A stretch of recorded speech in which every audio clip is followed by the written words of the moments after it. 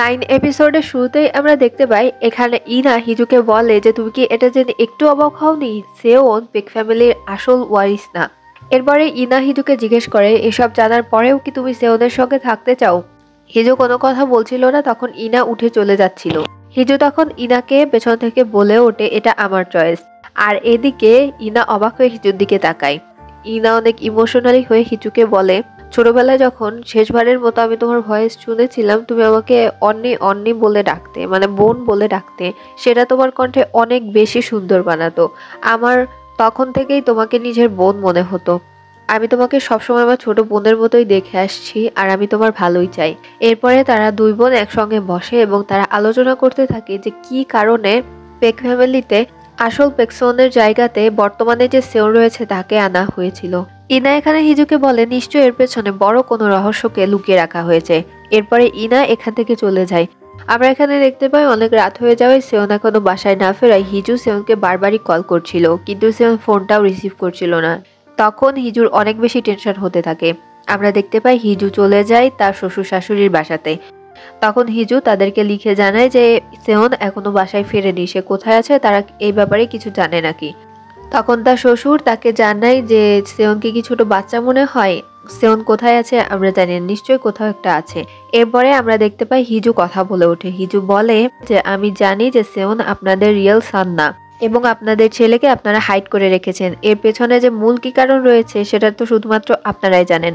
আর হিজুর কণ্ঠস্বর শুনে হিজু শ্বশুর অনেক বেশি অবাক হয়ে যায়। সে বলে তুমি কথা বলতে পারো, তুমি কথা বলছো। তখন হিজু শাশুড়ি কথা ঘুরিয়ে দেয় এবং এখানে মূলত হিজু আসছিল একটা রিপোর্ট করার জন্য, কারণ কোথাও একটা রিপোর্ট করতে গেলে তার ফ্যামিলি গার্জিয়ানদের লাগবে সেই জন্য। এরপরে মিস্টার মিনকে তারা বলে, তখন মিস্টার মিন সেওনের নামে একটা রিপোর্ট করে দেয়। থ্যাংক ইউ বলে এখান থেকে চলে যেতে থাকে। হিজুকে এখানে পেছন থেকে মিস্টার মিন ডাকে হিজু চলে যাওয়ার সময়। মিস্টার মিন এখানে হিজুকে বলে হিজু আসল সত্যিটা কি সেটা আমিও জানি না, কিন্তু আমি তোমাকে এটুকু বলতে পারি ছোটবেলাতে আমি যখন ইয়াং মাস্টারকে দেখেছিলাম, মানে সেওনকে দেখেছিলাম, তখন ওর এক চোখে একটা প্রবলেম হয়ে গিয়েছিল, যার জন্য ওর চোখে অপারেশন করা লেগেছিল। এই কারণে ইয়াং মাস্টারের দুটো চোখের কালার দুই রকমের। কিন্তু একটু বড় হওয়ার পরে যখন আমি ওনাকে দেখি তখন আমি দেখেছিলাম চোখ দুটোই ঠিক আছে এবং পুরোই একটা ডিফারেন্ট পারসন। আমি পেক্সিওনের প্যারেন্টসকে দেখতাম যে তাকে তারা কিভাবে ট্রিট করে আমার সামনেই। সে সব সময় একদম জড়সড় হয়ে থাকতো, বাচ্চাটাকে যা তারা বলতো সে বাচ্চাটা তাই করতো। আমি এতটুকু শিওর ছিলাম যে এইটা রিয়েল ইয়াং মাস্টার না। আমি তোমাকে এতটুকুই বলতে পারছি, তুমি সাবধানে থেকো। এরপরে হিজু এখান থেকে বের হয়ে যায়। হিজু যখন তার গাড়িতে গিয়ে বসে তখন তার মনে পড়ে যে রিয়েল 406 এর কথা। তার চোখের দুইটা কালার দুই রকম ছিল। তখন তার মিস্টার মিনের কথা মনে পড়ে এবং সে 2 দিয়ে 4 করে ফেলে। অর্থাৎ 406ই হচ্ছে রিয়েল সেওন। যে মেন লিড সেওন সে আসলে রিয়েল সেওন না, তাকে এই সাইকো সেওনের জায়গায় বড় করা হয়েছে। এদিকে সে সেওনের কোনো খোঁজও পাচ্ছিল না। এক পর্যায়ে তার কাছে জিসাং এর ফোন আসে। জিসাং তাকে হসপিটালে আসতে বলে এবং সেখানেই সেওন ছিল তাকে এটাও জানানো হয়। হিজু হসপিটালে চলে আসে এবং আমাদেরকে জিসাং এর ফ্ল্যাশব্যাকের কাহিনী দেখানো হয়। এখানে জিসাং ফিশিং টুল সাপ্লায়ারের কাছে চলে যায়। জিসাং বলে যে আমি এখানে আপনার কাছে এসেছি অরফানেজ বাচ্চাদের মিসিং কেসের জন্য। এই কথা শুনে এই লোকটা অনেক বেশি রেগে যায়। এরপরে জিসাং যখন এখান থেকে ফিরে আসছিল তখন সে দেখতে পায় যে সেওন গাড়ি নিয়ে ওই ফিশিং শপের দিকেই যাচ্ছে। আর এই জিনিসটা দেখে জিসাং সেওনের গাড়ির পিছু করতে থাকে। জিসাং যখন এখানে গিয়ে পৌঁছায় তখন সে দেখে যে চারিদিকে অগ্নিদায়িত হয়ে গিয়েছে। জিসাং এগিয়ে গিয়ে দেখে সেওন এবং ওই লোকটা বেহুশ হয়ে পড়ে রয়েছে। তখন জিসাংই সেই লোকটা এবং সেওনকে ওইখান থেকে বের করে আনে এবং হাসপাতালে ভর্তি করে দেয়। এখানে হিজু জিসাং এর সামনে কথা বলছিল এবং তাকে অনেক বেশি থ্যাংক ইউ জানায়।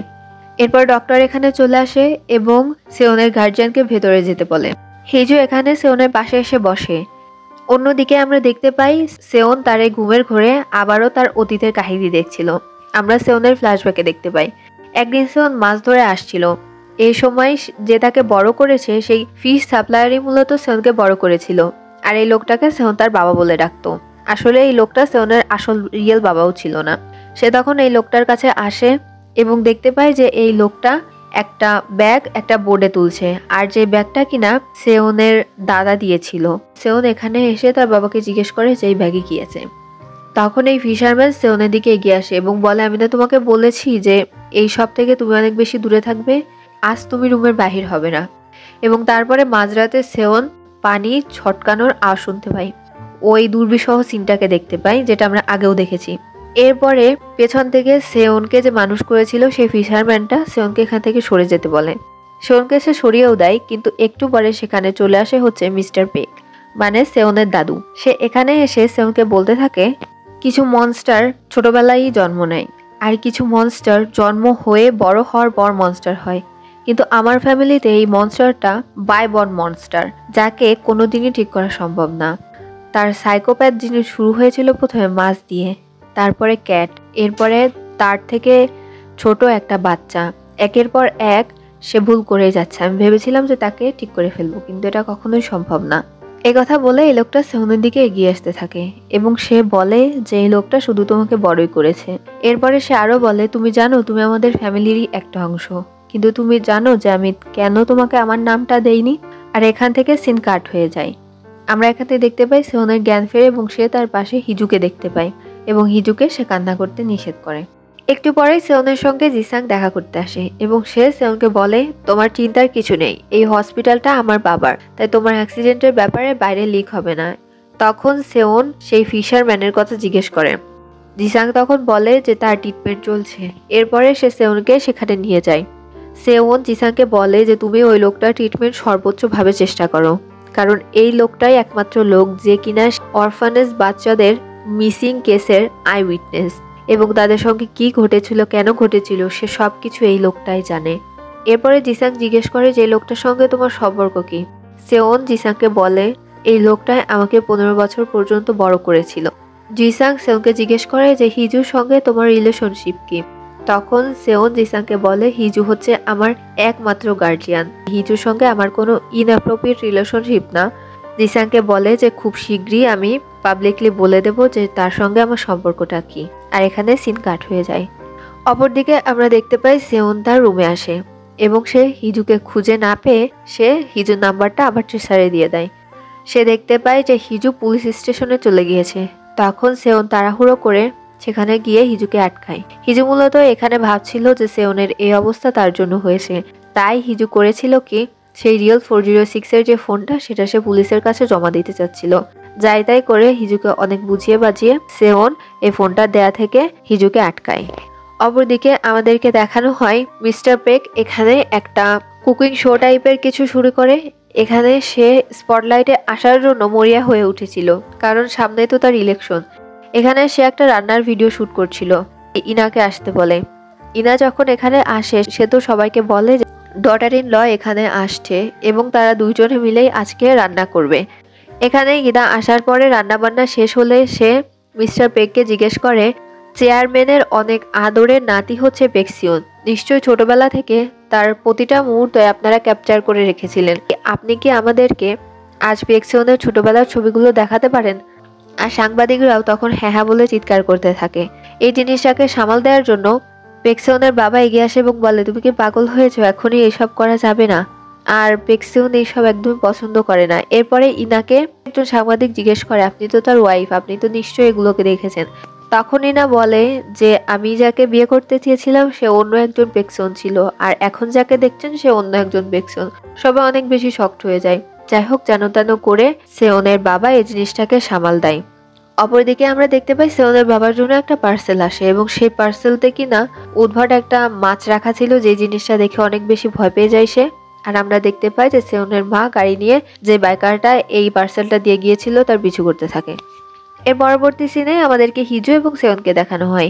এখানে হিজু যখন সেওনের কাছে আসে তখন সেওন হিজুকে তার পাশে শুয়ে দেয়। হিজু এখানে সেওনকে জিজ্ঞেস করে যে তুমি সবসময় কিভাবে বুঝে যাও যে আমি কোথায় রয়েছি? তখন সেওন হিজুকে নিজের ফোনটাকে দেখায়। সেওন বলে যে আমি তোমার ফোনের লোকেশনের সঙ্গে আমার ফোনের লোকেশনটাকে অ্যাড করে দিয়েছি, যার জন্য তুমি যেখানেই থাকো না কেন লোকেশনের মাধ্যমে বুঝতে পারি তুমি কোথায় আছো। এরপরে সেওন বলে যে তোমাকে এসব নিয়ে কোনো চিন্তা করতে হবে না, আমি তোমাকে সবসময় প্রোটেক্ট করবো। আর এরপরে তারা দুইজনই ঘুমিয়ে পড়ে। মাঝরাতে সেওন হিজুর বাস থেকে উঠে যায় এবং সে চলে যায় সেই ফিশারম্যানের কাছে। এখানে গিয়ে সে সেই ফিশারম্যানের হাতটা ধরে এবং সেই ফিশারম্যানের জ্ঞান চলে আসে। সে কান্না করতে থাকে। সেওন তাকে কান্না করতে নিষেধ করে এবং বলে যে আপনি কি জানেন সেটা আমাকে বলুন। এখানে সেই ফিশারম্যান বলে যে আমি অনেক পাপ করেছি, আর সবথেকে বড় ভুল আমার জীবনে কোনটা হয়েছে জানো? আমার ভুল হয়েছে সেদিনের বাচ্চাটাকে আমার বাঁচানো। এখানে আমাদেরকে ফ্ল্যাশব্যাকের একটা সিন দেখানো হয়। মূলত রিয়েল যে সেওন ছিল সে হচ্ছে সাইকো টাইপের ছিল, একটু পাগলাটে। সে অদ্ভুত অদ্ভুত কাজ করতো, যেমন বেড়াল, তারপরে মাছ, এইসব জিনিসকে অদ্ভুতভাবে কাটাকাটি করতো। ইভেন এই জিনিসটা মানুষ মারার পর্যায় পর্যন্ত চলে গিয়েছিল। যখন তার এই পেক ফ্যামিলি এটাকে চেক দিতে পারছিল না, তখন মূলত পেক্সিয়নের দাদা ডিসাইড করে এই পিচ্চিটাকে দুনিয়া থেকে সরিয়ে দেওয়ার জন্য, এবং সেই জন্যই সে এই বাচ্চাটাকে সেদিন লেকে এভাবে চোবাচ্ছিল। মিস্টার পেক অর্থাৎ সেওনের দাদু মনে করেছিল সে তার নাতিকে শেষ করে দিয়েছে, এবং সে ব্যাগে পুরে এই ব্যাগটা এই ফিশারম্যানকে দিয়ে দেয় কোথাও একটা গুম করে ফেলার জন্য। এই ফিশারম্যানটা যখন এই বস্তাটা নিয়ে তার ট্রাকে রাখে, তখন সে দেখতে পায় যে বাচ্চাটা এখনো বেঁচে আছে। তার মায়া হয় এবং সে ভাবে যে এটা তো নিষ্পাপ একটা বাচ্চা, একে আমি আমার কাছেই রেখে দেই। সে বলে যে তুমি শুধুই যেই অন্যায়টা করনি তার শাস্তি পাচ্ছ, আমাকে মাফ করে দিও। এরপরে এই লোকটা সেওনকে বলে ওই মাউন্টেনের পাশে গেলে তুমি একটা জায়গা দেখতে পাবে যেখানে অনেক বড় একটা রহস্য লুকানো আছে। এখানে বলা হয় কিন্তু ওই জিনিসটা আমাদেরকে শোনানো হয় না। এবং সেওনকে সে বলে সেই মিসিং বাচ্চাদের কেস এবং এই ইয়াং মাস্টারের ছোটবেলার সেই সাইকো কাহিনী, এখানে গেলেই তোমার কাছে পুরো ব্যাপারটা ক্লিয়ার হয়ে যাবে। এবং এই সিনটা এখানেই কাট করে দেওয়া হয়। অপরদিকে আমাদেরকে সেওনের মাকে দেখানো হয়। সে চলে যায় তাদের সেই পুরনো বাংলোতে। এখানে গিয়ে তার সেই সাইকো সেওনের সঙ্গে দেখা হয়। আমরা দেখতে পাই মিস্টার কাংকে। সে এখানে সেওনকে ফোন দিয়ে জানতে পারে যে সেওন তো একটু অসুস্থ, সে হাসপাতালে ভর্তি হয়েছে। সে ডিসাইড করে তার যে সামনের স্পিচটা আছে সেই কাগজগুলো তার কাছে জমা দিতে যাবে এবং তার সঙ্গে দেখা করে আসবে। তাকে সারপ্রাইজও দেওয়া হয়ে যাবে। এর পরবর্তী সিনে আমাদেরকে হিজু এবং জিসাংকে দেখানো হয়। এখানে জিসাং এবং হিজু একে অপরের সঙ্গে দেখা করে। এখানে জিসাং হিজুকে বলে আমি কিন্তু জানি যে তুমি আগের থেকে কথা বলতে পারো, সেটা অনেক আগে। এ কথা বলে সে বলে যখন তোমাকে আমি সেই অরফানেজ বাচ্চাদের কাছে নিয়ে যেতাম, তখন কোনো বাচ্চা কান্না করলে তুমি তাকে আলাদা করে নিয়ে গিয়ে গুনগুন করে গান শোনাতে এবং তাকে শান্ত করতে। আর এই জিনিসটা সেই অরফানেজের সিস্টার দেখে ফেলেছিল, সেই আমাকে বলেছিল এবং আমি তারপরে লক্ষ্য করে দেখি যে তুমি আসলে ইচ্ছা করে কথা বলো না। এই জন্য আমি তোমাকে সেদিন বলেছিলাম যে সামনেই কথা বলো না নাকি। আর আমরা তো ভালো বন্ধু, তাই না? সিন কাট হয়ে যায় এবং আমাদেরকে হিজুকে দেখানো হয়। সে এখানে সেওনের কাছে চলে আসে। এখানে সেওন রেডি হচ্ছিল, তখন হিজু সেওনকে তার টাইটা বেঁধে দিতে চায়। সেওন হিজুকে শিখিয়ে দিচ্ছিল। এরপরে দরজাতে নক হয়। সেওন মিস্টার কাং এর ভয়েস শুনে বুঝতে পারে যে মিস্টার কাংরা তো এখানে চলে এসছে। সেওন তাড়াতাড়ি করে রুম থেকে বের হয়। মিস্টার কাং বারবারই রুমের ভেতর ঢুকতে চাচ্ছিল এবং সেওনের ওয়াইফকে দেখতে চাচ্ছিল। সেওন এই জিনিসটা বুঝতে পারে এবং কাউকে ভেতরে ঢুকতে দেয় না। সে বলে আমাকে যে পেপারসগুলো দিতে এসছো ওগুলো দিয়ে এখান থেকে ফটো। সে কাগজগুলো দেওয়া হলে সবাই চলে যায়, কিন্তু সেওন এখানে পার্কে থাকতে বলে। এর পরবর্তী সিনে আমাদেরকে দেখানো হয় সেওনের পাবলিকলি একটা স্পিচ ছিল। সাইন ল্যাঙ্গুয়েজ ইন্টারপ্রেটারও তার পাশে রাখতে হবে। আর যে কাজটা কিনা হিজু করছিল, সেওন সবার সামনে স্পিচ দিচ্ছিল আর যেগুলো হিজু সাইন ল্যাঙ্গুয়েজে সবাইকে বুঝিয়ে দিচ্ছিল। আর এই জিনিসটা লাইভ টেলিকাস্ট হচ্ছিল। সেওনের বাবাকে আমরা দেখতে পাই, সে টিভির দিকে ইশারা করে বলে যে ওইটা আমার জামাই এবং ওইটা আমার মেয়ে। আমার অনেক বেশি প্রাউড বোধ হচ্ছে। এক পর্যায়ে সেওনের কাছে তার সেই সাংবাদিক বন্ধুর কল আসে। তার সেই সাংবাদিক বন্ধু সেওনকে জানায় তুমি সে অরফানেজ বাচ্চাদের মধ্যে যেই বাচ্চা মিসিং হয়ে যায়, সে যমজ বাচ্চার ছোট ভাই, তার যে ডিটেলস চেয়েছিলে সেটা আমি পেয়ে গিয়েছি এবং আমি তোমাকে সেন্ড করে দিচ্ছি, তুমি ওটাকে প্লিজ দেখে নিও।